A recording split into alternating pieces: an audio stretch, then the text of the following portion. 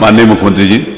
अध्यक्ष जी, मैं आपका आभारी हूं कि कई वर्षों के बाद हमारा बजट सेशन आज अपने 2 सप्ताह की पूरी यात्रा पूरी करके आज बजट के समारोह की ओर बढ़ रहा है और आपने जिस कुशलता के साथ इस पूरे सदन को यहाँ पे संचालित किया है, बजट चाहे वह अत्यंत सार्थक रही है और मैं इस अवसर पर मैं इसके लिए सभी माननीय सदस्यों को भी हृदय से अभिनंदन करता हूं। मैं धन्यवाद दूंगा अपने नेता प्रतिपक्ष माननीय माता प्रसाद पांडे जी को। उनकी सहजता, उनकी सरलता सबको आकर्षित करती है और वे स्वस्थ रहें। शिवपाल जी का श्राप उन पर न लगे, ये मैं कामना जरूर करता हूं। 100 से अधिक देशों के प्रतिनिधि उस समिट में भाग ले रहे हैं। दुनिया के 100 से अधिक देश एक उस फील्ड का एक नया लीडर बनकर के उभरा है, जहां एक और थी कि पूरा देश और पूरी दुनिया भारत की तरफ देख रही है, वहीं भारत मंडपम में जो कार्यक्रम चल रहा है, यानी एक तरफ प्रधानमंत्री मोदी जी के नेतृत्व में भारत दुनिया की एक बड़ी ताकत के रूप में अपने आप को स्थापित किया है, दुनिया के अंदर भारत के विश्वास को मजबूत किया है, और दूसरी तरफ आज एक शर्मनाक घटना भारत मंडपम में करने का प्रयास कांग्रेस के युवा संगठन ने करने का प्रयास किया है। पूरी दुनिया के अंदर भारत की छवि को खराब करने का कुत्सित प्रयास हुआ और हम इसकी निंदा करते हैं। यह बहुत ही शर्मनाक घटना है कांग्रेस के लोगों के द्वारा, कांग्रेस के नेताओं का ये, यानी देश की कीमत पर ये लोग खिलवाड़ करना चाहते हैं।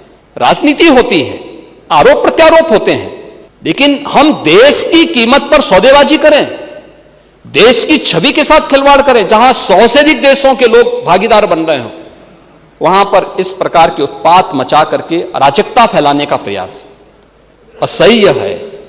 और मुझे लगता है कि हर भारतवासी को इस घटना की निंदा करनी चाहिए, भर्त्सना करनी चाहिए, और जो भी इसके पीछे है उसके खिलाफ कठोरतम कार्रवाई की जानी चाहिए, जो लोग भारत की छवि को खराब करने का प्रयास कर रहे हैं।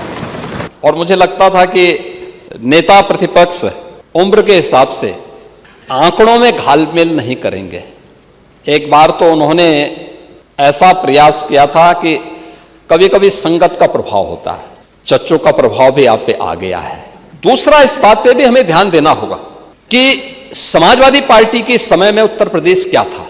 पांडे जी, आप तो पुराने समाजवादी हैं और मैंने इसीलिए कहा कि आप स्वस्थ रहें, क्योंकि आप समाजवादी आंदोलन के जो सबसे वरिष्ठ पिलर हैं और अंतिम वो पीढ़ी है जिसने समाजवादी आंदोलन के अनुसार जीवन जीने का प्रयास किया है, जो जेपी चाहते थे, जो लोहिया चाहते थे। हाँ, आपके पीछे शिवपाल जी जैसे कुछ लठैत भी थे जो उसके अनुसार जीने का प्रयास करते थे, लेकिन आप लोगों ने उसके अनुरूप संघर्ष किया। लेकिन आने वाली पीढ़ी ने प्रदेश का क्या हाल किया, क्या स्थिति थी उत्तर प्रदेश की। ये चर्चा करने वाला उत्तर प्रदेश देश का पहला राज्य है जिसने आदरणीय प्रधानमंत्री जी के विजन को प्रभावी ढंग से, क्या दायित्व होने चाहिए, भारत विकसित होगा तब जब राज्य विकसित होंगे, और राज्य विकसित तब होंगे जब जनपद विकसित होगा, और जनपद विकसित तब होगा जब गांव और नगर की इकाई हमारी विकसित होगी, आत्मनिर्भर होगी। लगातार 27-28 घंटे तक इस सदन में चर्चा हुई, तब भी हम लोगों ने इस बात को कहा था। क्या स्थिति थी तब उत्तर प्रदेश की। देश भर में आपको जाने का अवसर प्राप्त होता था तो लोग किस निगाह से देखते थे उत्तर प्रदेश को, आपसे ज्यादा कोई छुपा हुआ नहीं है।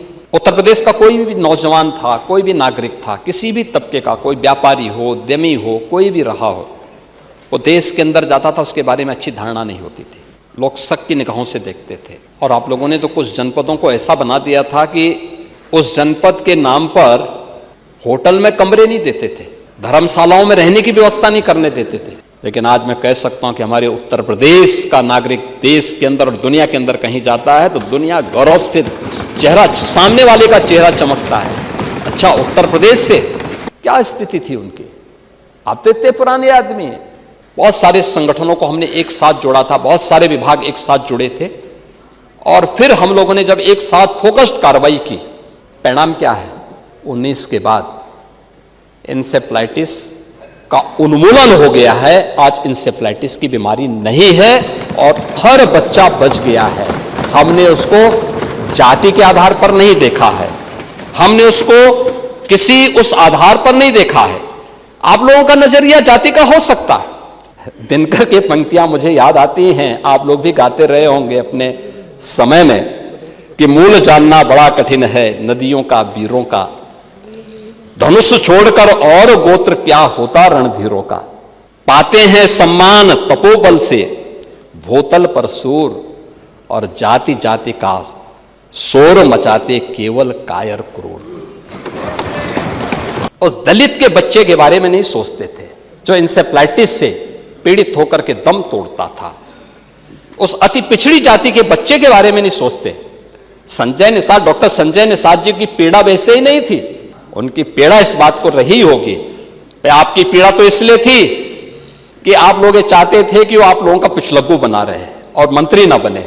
लेकिन मैं वही कह रहा हूं ना, लेकिन आज एक गरीब का बच्चा, अगर एक गरीब का बेटा और गरीब का नेता मंत्री बन गया तो समाजवादियों को बुरा लग गया कि परिवार से कैसे हट गए आए। आप घोषणाएं बहुत करें कि हमने 3 लाख करोड़ रुपए में इतना काम कर लिया। क्या काम कर लिया? मैं तो JPNIC, Purvanchal expressway, Gomti river front, इन सब की तो मैं चर्चा कर ही चुका हूं, बता ही चुका हूं। लेकिन रिजल्ट क्या है? यूपी के ओवरऑल परसेप्शन पर क्या प्रभाव पड़ा? क्या दे दिया समाजवादी पार्टी ने? अरे हम लोग जितने भी आए हैं सब शिक्षकों के द्वारा पढ़ाए गए लोग ही यहां आते हैं, और शिक्षकों ने जब पढ़ाया तो हम यहां आए हैं। और मैं सही बताता हूं कि अगर कभी मेरा पुराना कोई शिक्षक मिलता है तो मैं आज भी उसको प्रणाम करता हूं। और मैं आप देखो, आप व्यवहारिक आदमी हैं, बहुत सारी चीजें बोल देते हैं और बहुत सारी चीजें उम्र के साथ मुंह से निकल भी जाती हैं, और उन चीजों को हम लोग जब बोल देते हैं, शिक्षकों के प्रति सम्मान का भाव हम सब के मन में होना चाहिए। और ये इस डबल इंजन की सरकार ने आदरणीय प्रधानमंत्री जी की प्रेरणा से तय किया कि हर स्कूल में शौचालय होने चाहिए और शुद्ध पेयजल की व्यवस्था होनी चाहिए, और ड्रॉप आउट रेट इसलिए हम 0 तक पहुंचाने में सफल हुए हैं।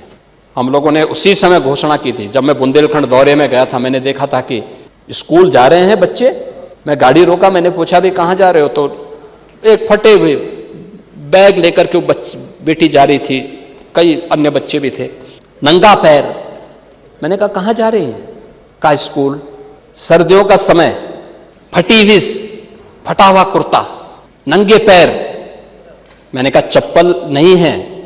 मैंने अपने सहयोगी से कहा, मैंने कहा इस बच्चे को 100 रुपया दो खरीदने के लिए। उसने नहीं लिया। मैंने कहा अकेले स्कूल जाती हो?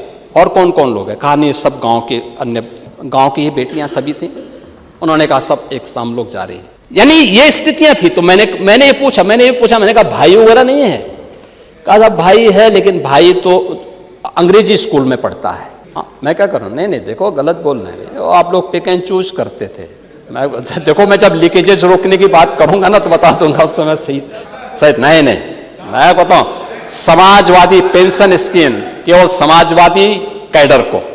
अरे कम से कम जिस कांग्रेस की बैसाखी से वहां पहुंचे थे उस कांग्रेस के ही नेताओं को दे देते, नहीं दिया।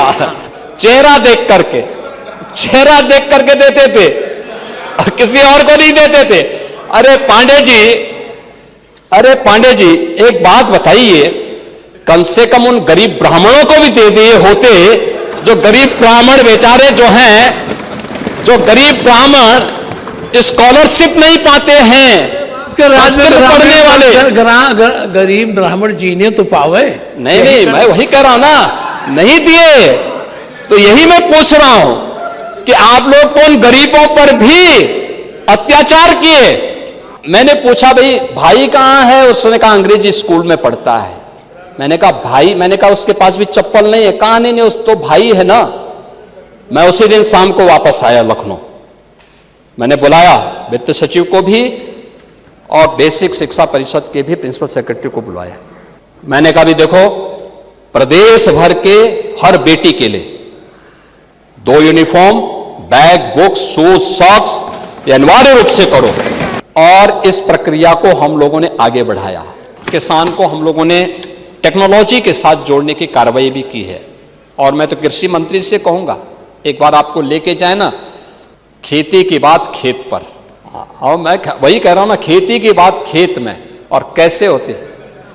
नहीं, वो भी कृषि मंत्री भी किसान होंगे, उनकी सेहत नहीं बताती है कि सेहत तो नहीं बताती कि खेती करते होंगे कि सेहत बताती नहीं है, आप लगते हैं किसान लेकिन आप खेती नहीं करते होंगे इस उम्र में। तो पांडे जी सच स्वीकार करना चाहिए, आप 3,000 रुपया देते थे, हमने 10,000 किया था उनका मानदेय। ओहो भाई, आप तो उसको बढ़ाए भी नहीं ना, आप तो बढ़ाए भी नहीं, जो भारत सरकार देती थी वही 3,000 था। मैं आ रहा हूं ना अभी, अब बैठे ना, मैं आ रहा हूं अभी। पांडे जी थोड़ा, अरे हाउस के नियम कैसे चलते हैं आपसे ज्यादा कौन जानता है। उस चेयर पे एक लंबे समय तक रहे हैं और इसीलिए आपके प्रति, चेयर के प्रति सम्मान का भाव, क्योंकि वो चेयर मेंटर है, सबको मॉनिटर भी करती है और गाइड भी देती है, और आप उस चेयर में रहे हैं इसलिए, और आपकी उम्र के नाते भी, पड़ोसी हैं इस नाते तो होगा ही, लेकिन साथ साथ इस नाते भी आपको हम सम्मान देते हैं।